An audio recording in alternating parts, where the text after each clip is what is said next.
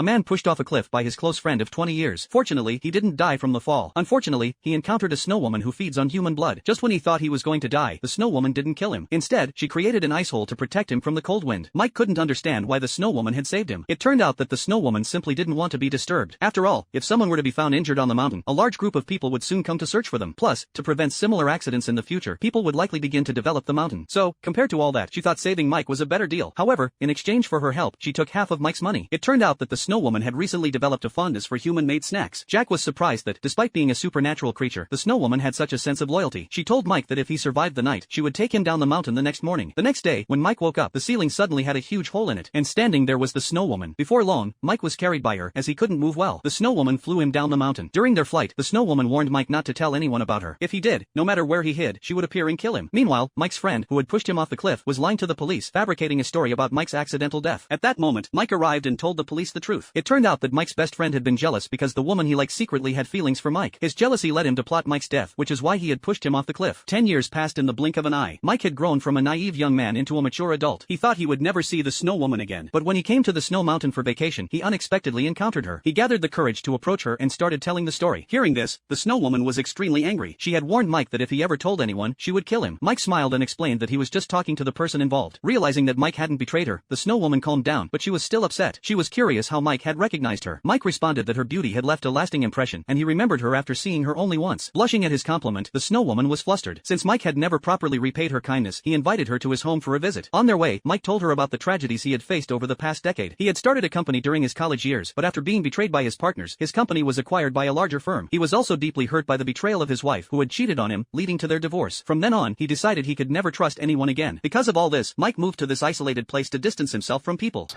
So basically you're saying you're just barely getting by, aren't you? I'm not gonna let you get the best of me.